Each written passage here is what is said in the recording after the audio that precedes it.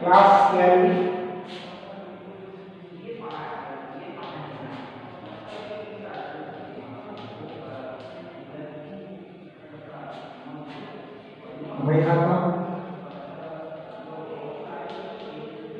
बही खाता जो भी लिखा था।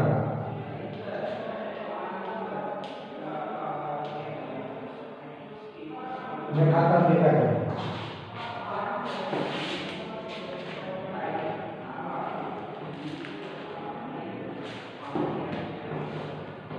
क्वेश्चन नंबर 5 देखते हैं, है ना। मैंने आपको इसके पहले न्यूमेरिकल के जितने भी क्वेश्चन थे करवा दिए। क्वेश्चन नंबर 5 क्वेश्चन नंबर 5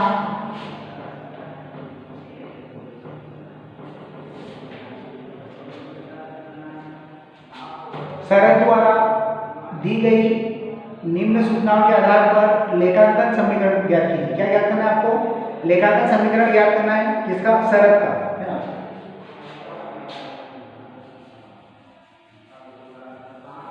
लेखांकन समीकरण लिखेंगे, किसका समीकरण बनाना है आपको? शरत का। तो शरत का लेखांकन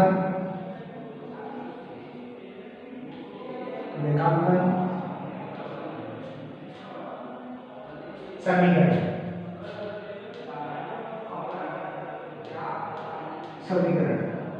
शरत का लेखांकन समीकरण, इसका फॉर्मेट देखना है इधर।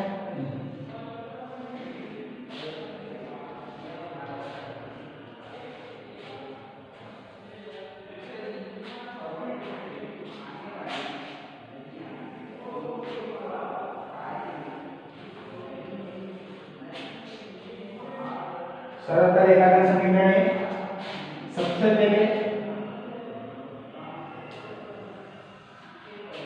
यहां पर लेन देन लिखा जाता है। क्या लेन देन हमने किए? लेन देन या सौदे, क्या सौदे किया? लेन देन या सौदे, ठीक है। इस तरह फार्मूला लगाते हैं, जो सूत्र रहता है संपत्ति बराबर दायित्व प्लस पूंजी, दायित्व प्लस पूंजी, ये इसका फार्मूला है। इसके पहले जो मैंने आपको सवाल करवाया था उसमें भी ये फार्मूला मैंने आपको बताया था, है ना। अब लेखांकन समीकरण किस तरीके से बनाया जाता है ये आपको देखना है। रोकड़ से व्यवसाय शुरू किया, सबसे पहले क्या क्या लेन देन हो रहे हैं उनको आपको संपत्ति में और दायित्व में लेना चाहिए। इसके पहले मैंने आपको बताया था कि आपको संपत्ति आपकी क्या होती है। मैंने आपको संपत्ति का फॉर्मेट बताया था, उसका प्रारूप बताया था, और दायित्व का प्रारूप बताया था कि दायित्व में कौन कौन सी मदें आती है और संपत्ति में कौन कौन सी मदें आती है। अगर आपको पता है कि संपत्ति नहीं आती है तो आप संपत्ति तरफ उसे लिखना है, और दायित्व में जो आता है वो दायित्व तरफ लिखना है।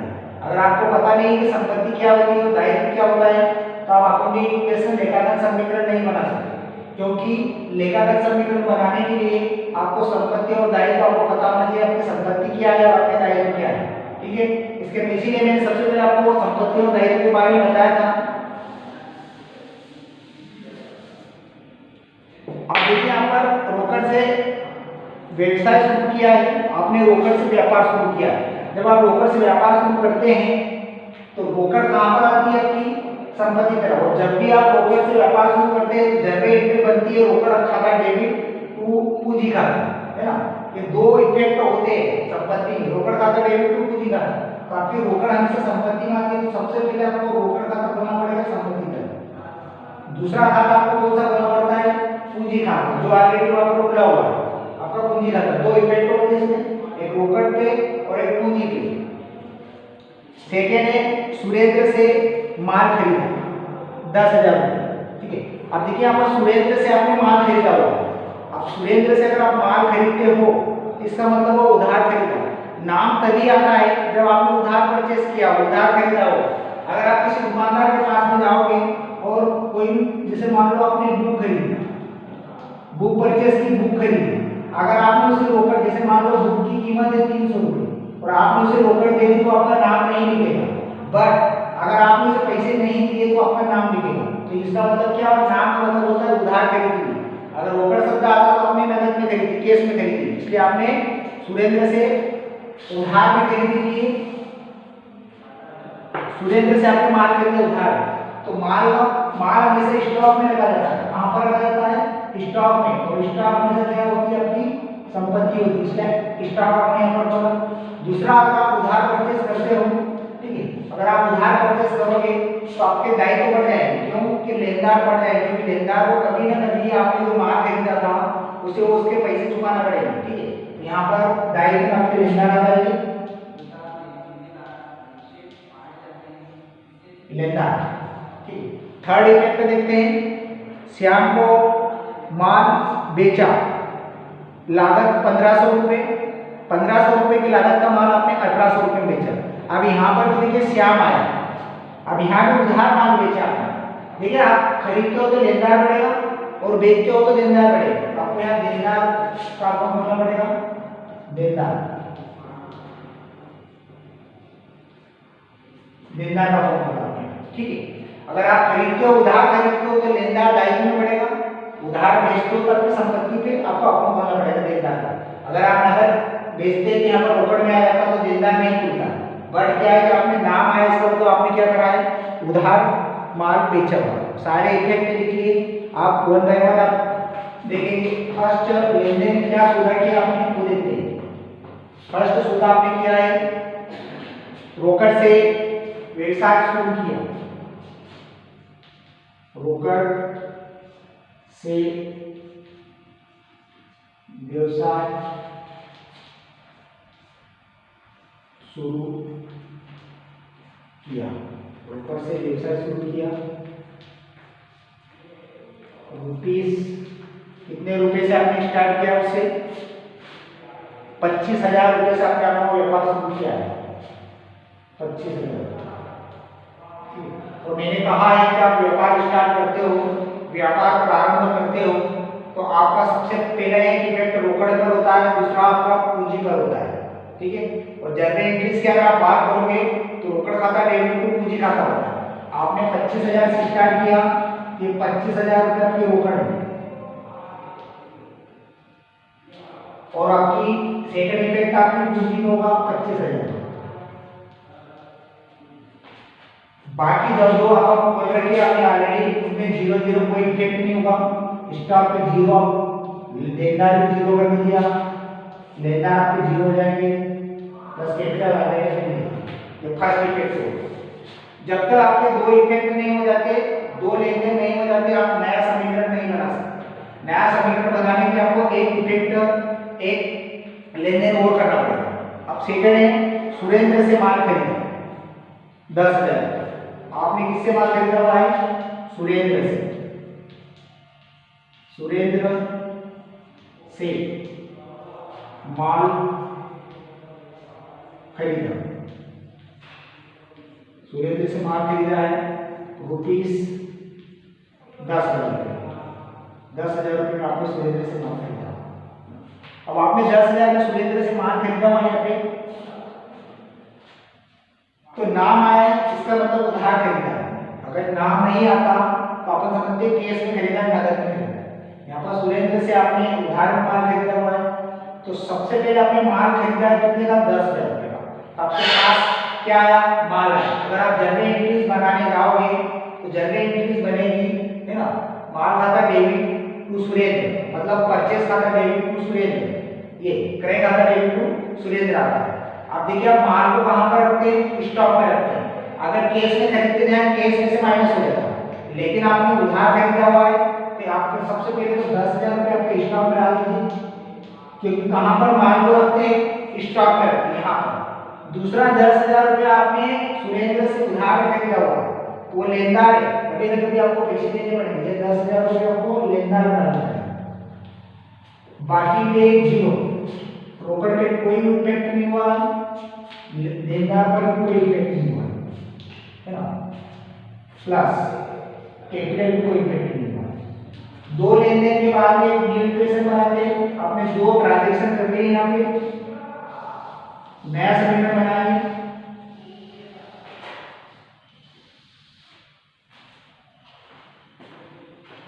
तो लिखिए नया समीकरण,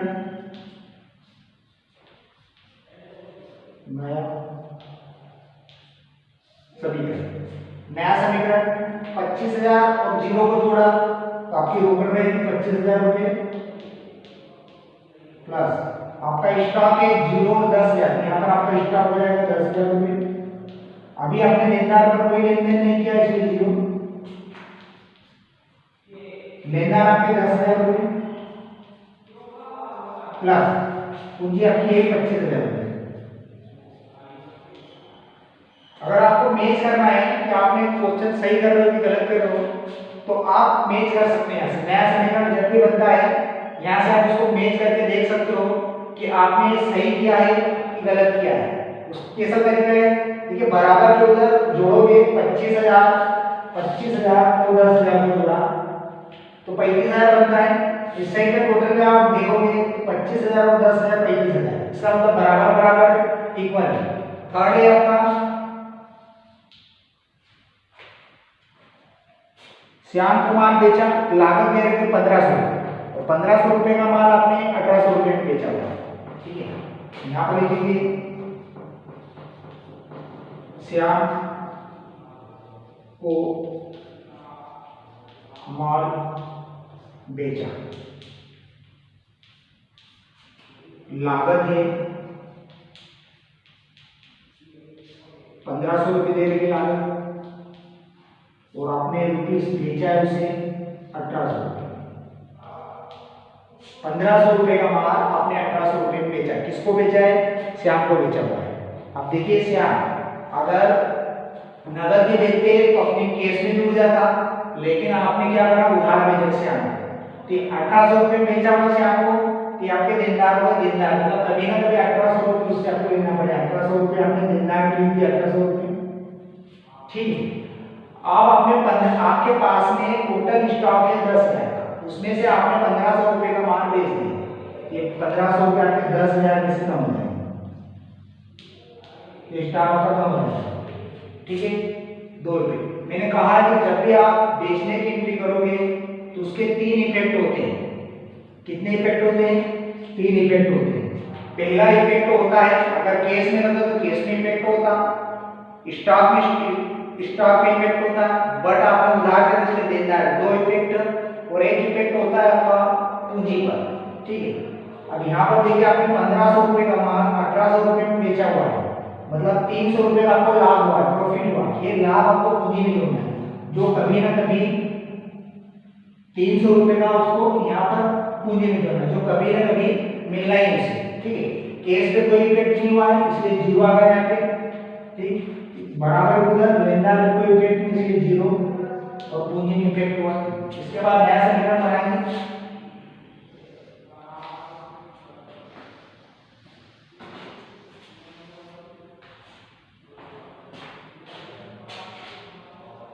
नया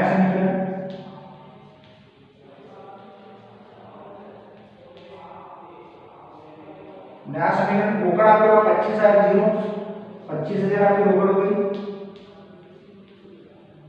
प्लस 10,000 में से 1,500 में माइनस कर दिया 0 0, 10 में से 5 दिया 5 या 2 गए, 10 में से 2 गए 8, 8,500 ये आपके क्या हो गया? स्टॉक हो गया। आपके देनदार है 0 और 1,800 रुपये आपके देनदार है बराबर। अब लेनदार आपके पास में 10,000 रुपये के लेनदार है प्लस आपकी पूंजी है 25,000 और 300, 25,300 आपकी क्या होगी? पूंजी होगी। अब दोनों में टोटल लगा देंगे इक्वल आ रहा है क्या? एक बराबर बराबर 10,000 और 25 को आपने जोड़ा 35,300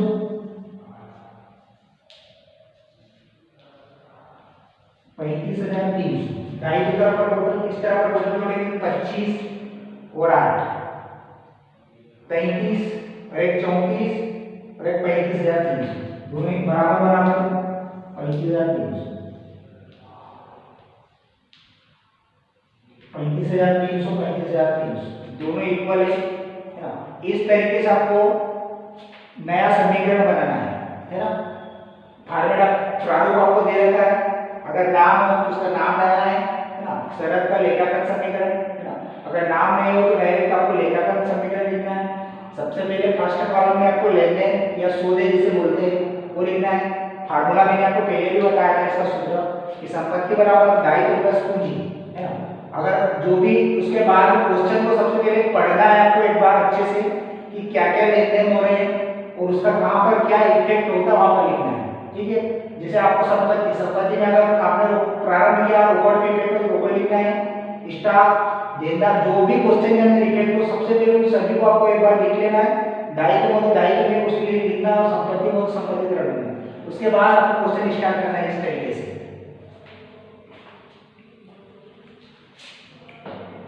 ये क्वेश्चन नंबर 5 था। क्वेश्चन नंबर 6 है, आपके लिए मैं होमवर्क देता हूं, आपको मैं एक्सप्लेन कर देता हूं, समझा देता हूं इनका।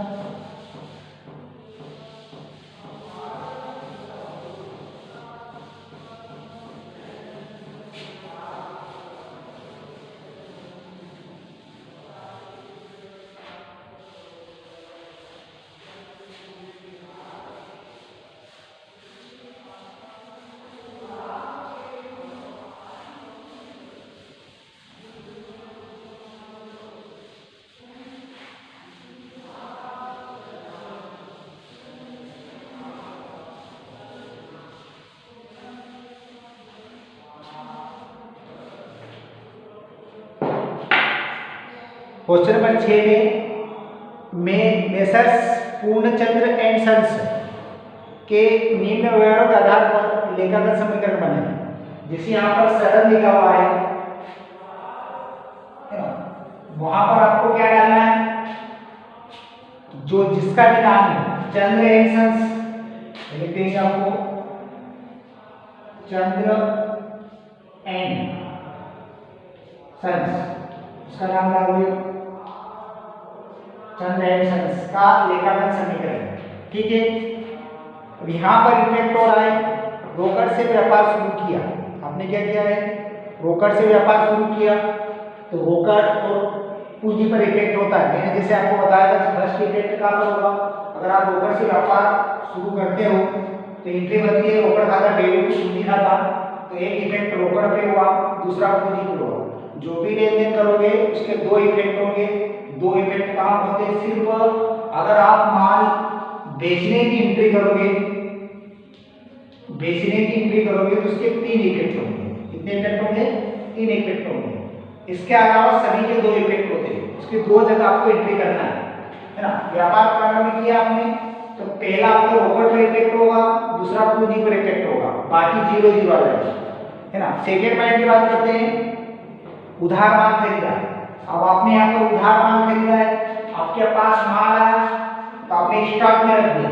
उधार खरीदे इसलिए कैश में कोई इफेक्ट नहीं होगा, कहाँ पर रख दिया आपने, स्टॉक में रख दिया। दूसरा आपके लेनदार बढ़ जाएंगे, तो उधार खरीदा तो लेनदार को कभी ना कभी ये पैसा चुकाना पड़ता है, तो लेनदार ये 2 इफेक्ट होगा, बाकी 0। थर्ड है, राकेश को उधार माल बेचा, लागत 1000 रुपये और 1000 रुपये का माल आपने उसे 1200 रुपये बेचा है। किसको बेचा है, राकेश को बेचा है। उधार खरीदते हैं तो लेनदार आता है ना, और बेचते हैं तो देनदार, संपत्ति तरह आपको बोलना देनदार। अब यहाँ पर देनदार जिसमें स्टॉक आपका कम हो जाएगा, देनदार आपके बढ़ जाएंगे, और जो प्रॉफिट होगा, जो बचत होगी, जो लाभ होगा उसे आपको पूंजी खाते में डालना है। ये आपके लिए होमवर्क है क्वेश्चन नंबर 6, इस तरीके से आपको करना है।